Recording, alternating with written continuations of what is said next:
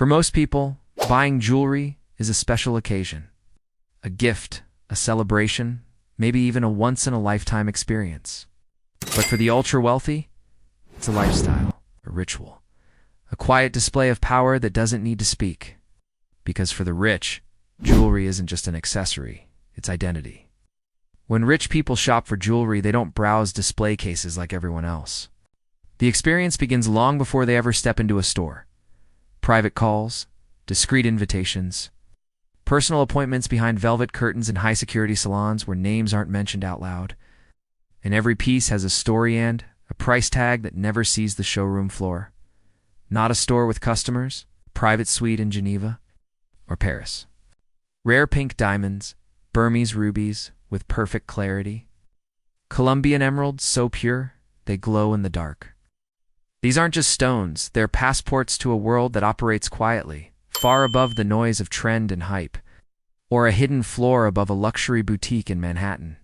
There's champagne on ice, classical music playing softly, and a tray of seven-figure diamonds brought out not by a salesman, but by the brand's creative director.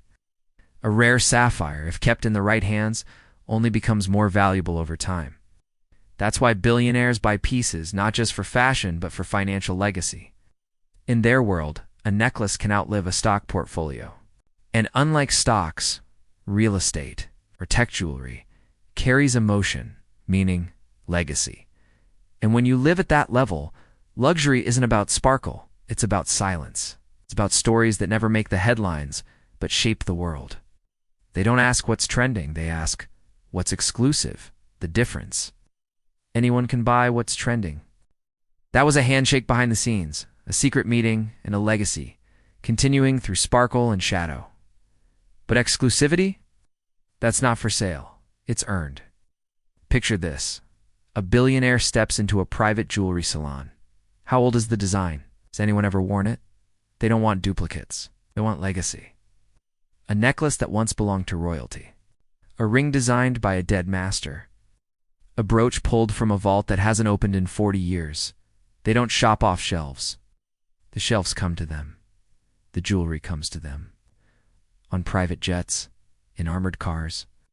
Delivered by someone trained in both gemology and security. Because when the piece costs more than a mansion, even the handoff is ceremonial. Some of the wealthiest clients never set foot in a store at all. When rich people shop, they don't ask for discounts. They ask for provenance. Where was this diamond mined? Who cut it? They don't wear jewelry to impress. They wear it because they can. A $6 million watch isn't about telling time, it's about showing you own it. A pair of earrings worth $500,000 doesn't need to sparkle under lights. It glows in private dinners, behind closed doors, in worlds where price tags are whispered, not printed. Rich people don't chase jewelry. They let it find them. The rarest pieces are offered discreetly. You don't ask for them. They're offered to you when you've proven yourself as a collector. Some wait years to get a single piece, because the jewelry isn't just rare, it's protected. And those who own it guard its legacy as if it were royalty. Custom pieces, they don't take days. They take months, sometimes years, sculpted by hand.